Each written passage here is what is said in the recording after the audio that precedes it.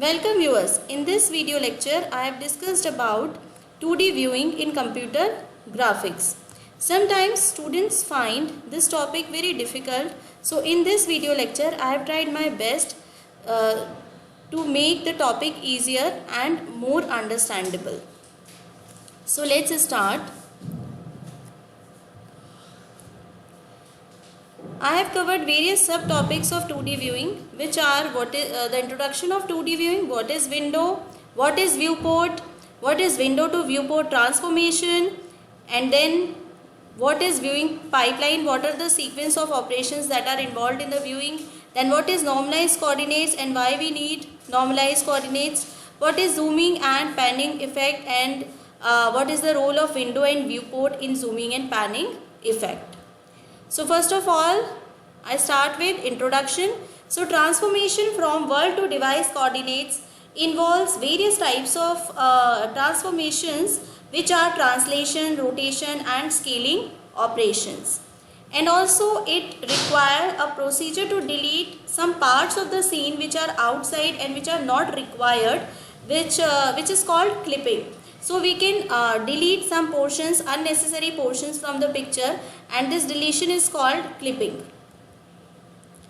So first of all, we need to know what is window. A world coordinate area that is selected for display is called window.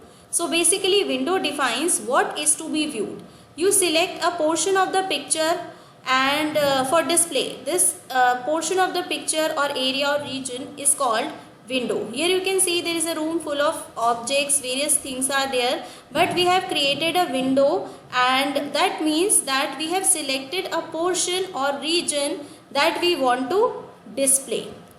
Now the next thing is that as we have selected that what is to be displayed, then the next thing is where it is to be displayed. So viewport defines where it is to be viewed. It defines an area or the region on the display device to which this window is mapped. So we can map this window to a viewport. So in this way, in this picture you can see that we have defined a window boundary or a region, and we have clipped or deleted all the portions that are unnecessary, that we don't want to include in our scene. So we have clipped or deleted all those portions, and then after that we have mapped this window to a viewport, to an area, to a region where it is to be displayed or pasted or mapped. So this is all about the window and viewport. So what is window? What is to be viewed, and viewport defines where it is to be viewed. And what is window to viewport transformation? This mapping from window to viewport is called window to viewport transformation.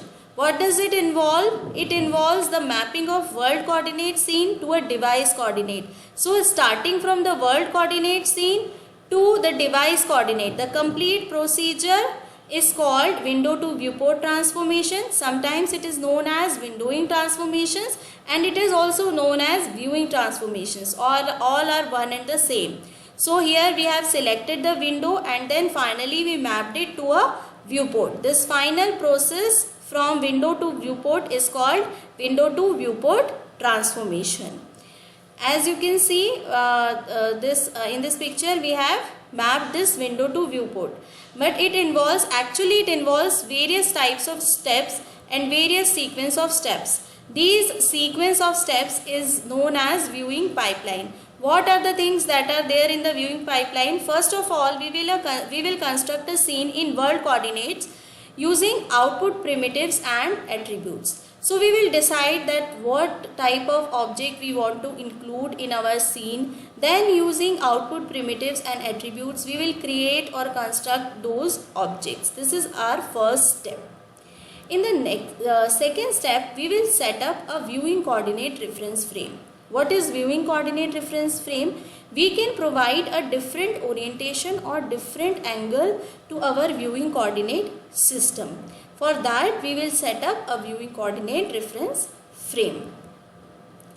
Then it is can be resembled with that camera angle or the viewing angle. The next step is transformation from world coordinates to viewing coordinates. As now we have world coordinates, then we will map or transform these world coordinates to viewing coordinates.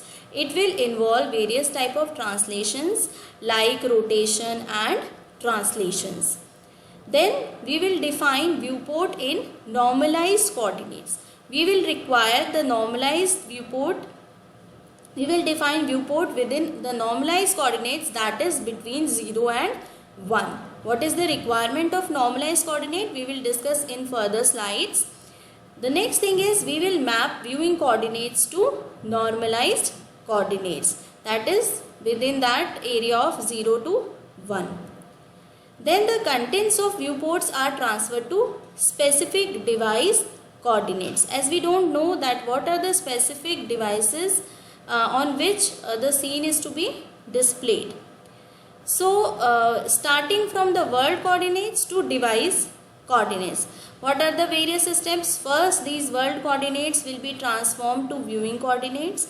Then the viewing coordinates will be transformed to normalized coordinates, and then in the third step, normalized coordinates will be transformed to device coordinates. So these are all the steps of transformation of world coordinates to device coordinates. In the next, I will tell you about the various types of coordinates which are involved. As I think you might get confused about there are so many coordinates and coordinates. So first of all, the coordinates in which objects are created, it is called model or object coordinates. When several objects are assembled, for example circle, rectangle, line may be there, various types of objects will be there. When they are assembled into a single scene, then it is described by world coordinates.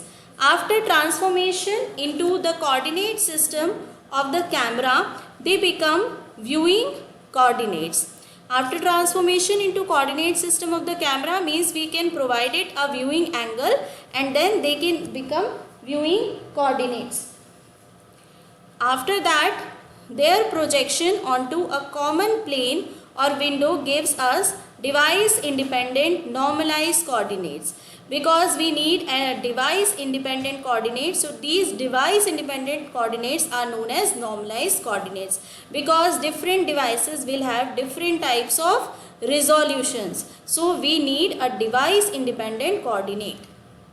Finally, after mapping those normalized coordinates to a specific device depending on the resolution of the device, we get device coordinates. So all these transformation involves various types of transformations like scaling, rotation, translation and also clipping. Now first of all, we need to understand what is viewing coordinate reference frame.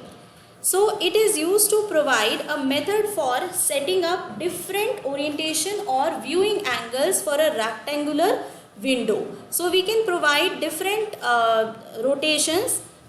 In this way you can see that X view and Y view.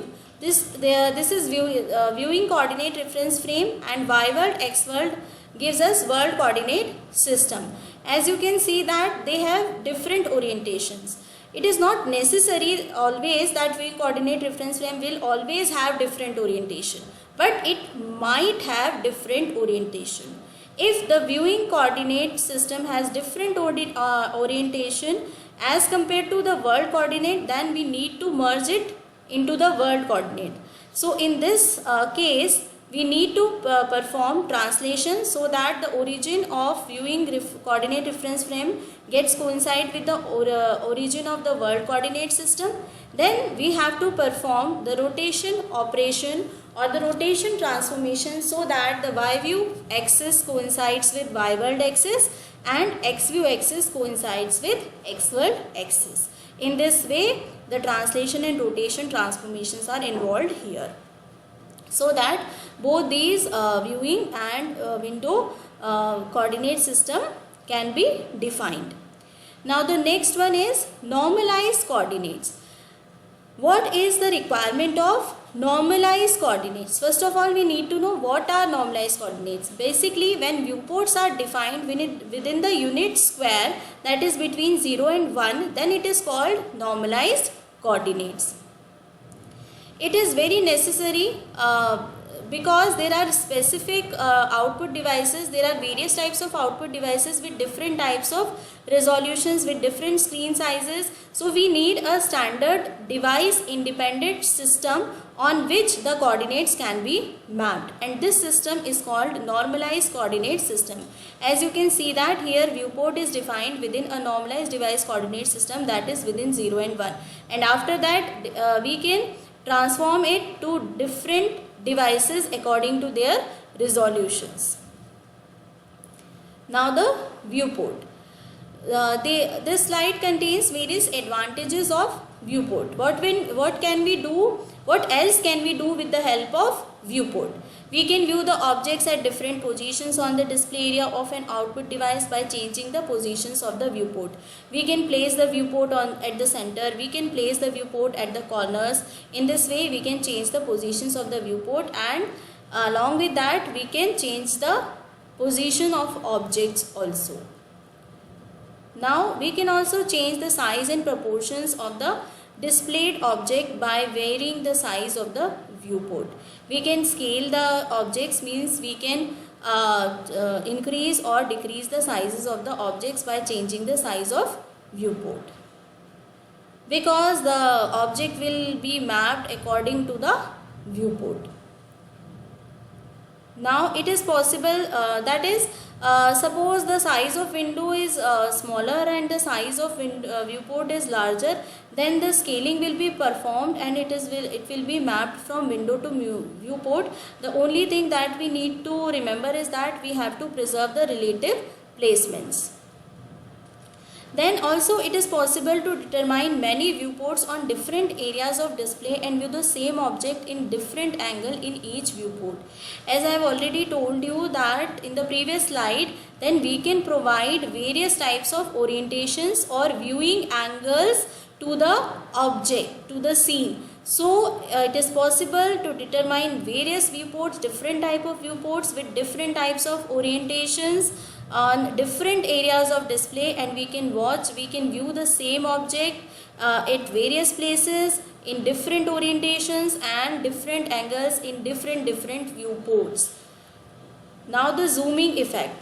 I know that you all might have used zooming effect in various applications, but I bet now you will know that what is the meaning of zooming effect and what is the role of viewport and window. So successively mapping different size windows on a fixed size viewport is basically the zooming effect. So we are changing the size of window and the size of viewport is fixed. Okay. So the size of window is changing, size of viewport is fixed. Right. Now if we make the size of windows smaller and smaller, then we can view more details. That is zoom in effect. We can view more and more details by decreasing the size of windows and the size of viewport is fixed. So we can include more and more details. Now if we, for the vice versa effect or zooming out effect, what we have to do, we will increase the size of window successively, and again the size of viewport will be fixed, and you will get a overview or a zooming out effect. Okay, so basically the scaling will be performed and you can see the zoom in and zoom out effects. Now the panning effect. You can also achieve panning effect by moving a fixed size window across various objects in a scene one by one after another, and in this way you can achieve panning effect with the help of fixed size windows. So if you like this video, please click the like button. Also comment on this video and share it with your friends, and also subscribe my channel. Thank you.